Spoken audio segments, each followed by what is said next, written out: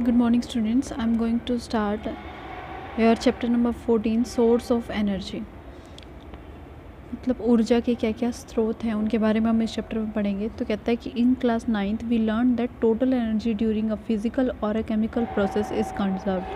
कहते हैं कि जो टोटल एनर्जी होती है, जो कुल जो ऊर्जा होती है ना, वो किसी भी फिज़िकल और केमिकल प्रक्रिया के दौरान, मतलब जो फिज़िकल और केमिकल प्रोसेसेस होती है उनके दौरान कंज़र्व रहती है. कंज़र्व रहने का मतलब ये होता है कि एनर्जी को ना तो हम क्रिएट कर सकते हैं, ना ही उसे डिस्ट्रॉय कर सकते हैं. मतलब एनर्जी ना तो बनाई जा सकती है और ना ही उसे ख़त्म किया जा सकता है. जैसे अगर कोई हमारे पास कोई स्टेबल चीज़ है, जैसे कि अगर मैं इस पेन की बात करूँ, ये स्टेबल है, ठीक है.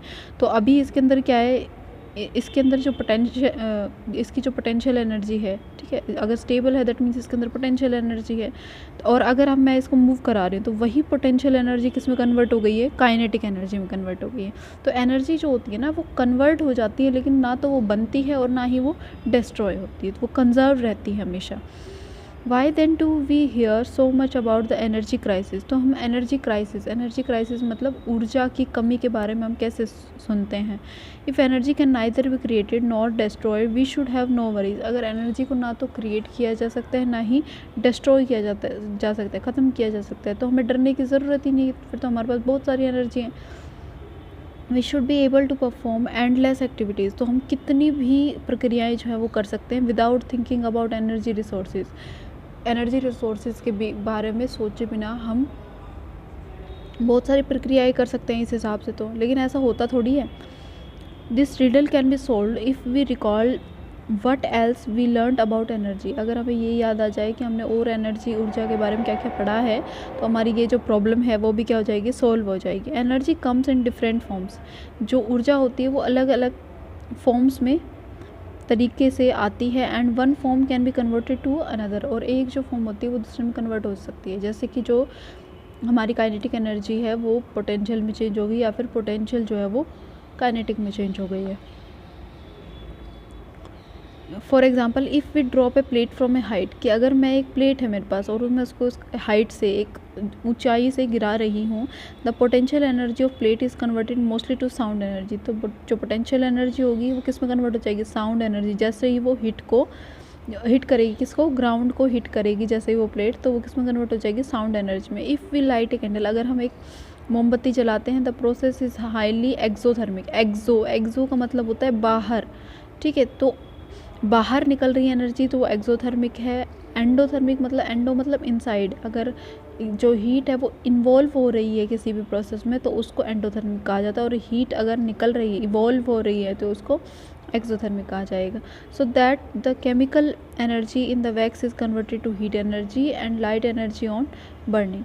कि मोस्टली जो प्रोसेसेस होती हैं, जैसे कि जो कैंडल लाइट की लाइटनिंग में कैंडल जब जलती है तो एक्सोथर्मिक प्रोसेस होती है, वो एक केमिकल एनर्जी की प्रोसेस होती है, जिसमें जो वैक्स होता है, जो मोम होता है, वो हीट एनर्जी की वजह से क्या देता है, लाइट एनर्जी देता है. मतलब हीट एनर्जी किस में कन्वर्ट हो गई, लाइट एनर्जी में कन्वर्ट हो गई, ठीक है.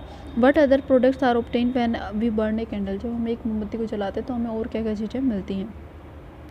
The total energy during a physical or chemical process remains the same, but suppose we consider the burning candle again.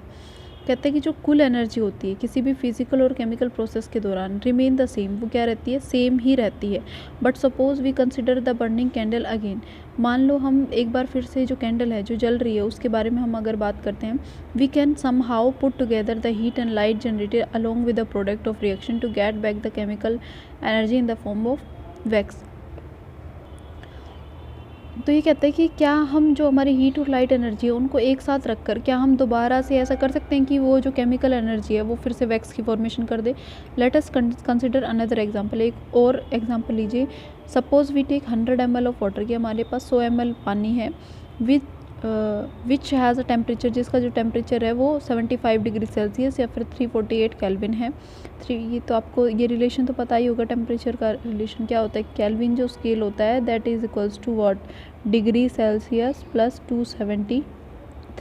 अगर कोई डिग्री सेल्सियस में दे रखा है तो उसको केल्विन में कन्वर्ट कर सकते हैं ना. फिर जैसे कि हमारे पास यहाँ पे क्या दे रखा है, 75 डिग्री सेल्सियस, और केल्विन का हमें पता नहीं, तो 75 प्लस 273 टोटल कितना आ गया ये यहाँ से 843 348 केल्विन. ठीक है, यही दे रखा है 348 kelvin, and leave it in a room where the temperature is 298 kelvin. तो कहता है कि मान लो मेरे पास 100 ml पानी है और उसका जो टेम्परेचर है वो इतना डिग्री है, और मैंने उसको एक रूम के अंदर रख दिया जिसका टेम्परेचर कितना था 25 डिग्री सेल्सियस। 75 ज़्यादा था, 25 कम है, तो क्या होगा कि कुछ देर बाद आप जब देखोगे ना, तो जो पानी है ना वो धीरे धीरे हॉट से कोल्ड होना शुरू हो जाएगी, क्योंकि इन्वायरमेंट के अंदर उसकी हीट जो है वो लूज़ होनी शुरू हो जाएगी।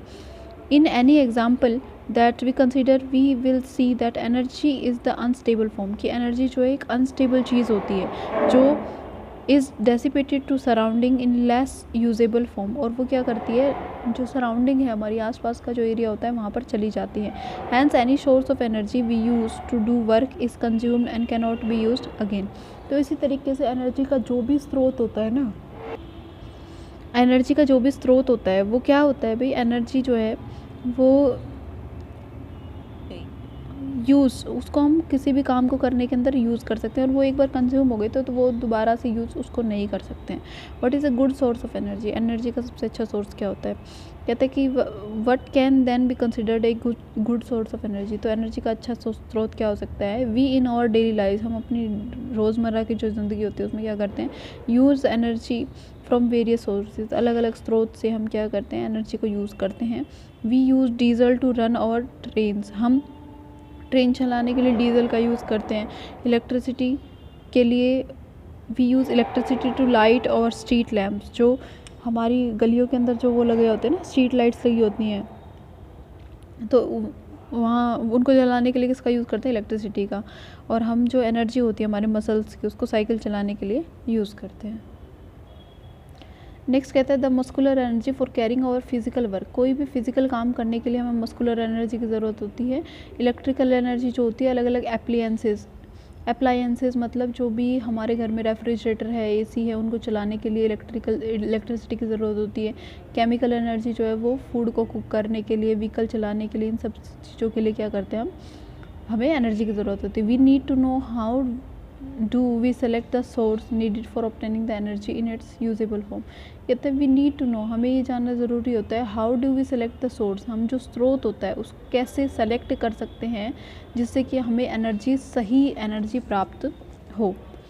कहते हैं after going through the two activities about we can see that the particular source of energy. कहते हैं after going through the two activities, मतलब ये जो दो एक्टिविटीज़ हैं उनके थ्रू जाने के बाद हमें ये पता चला कि सोर्स ऑफ एनर्जी और फ्यूल भी select in performing some work depend on many factor, कि जो काम हम करते हैं ना वो अलग अलग चीज़ों पर निर्भर करता है। For example while selecting a fuel, जब भी हम कोई फ्यूल कोई ईंधन सेलेक्ट करते हैं तो हमें क्या देखना चाहिए, we would ask our self the following question. तो हम अपने आप से क्या क्या क्वेश्चन पूछते हैं, how much heat does it release on burning, कि ये जो फ्यूल है वो कितनी हीट, कितनी एनर्जी देगा जब इसको जलाया जाएगा।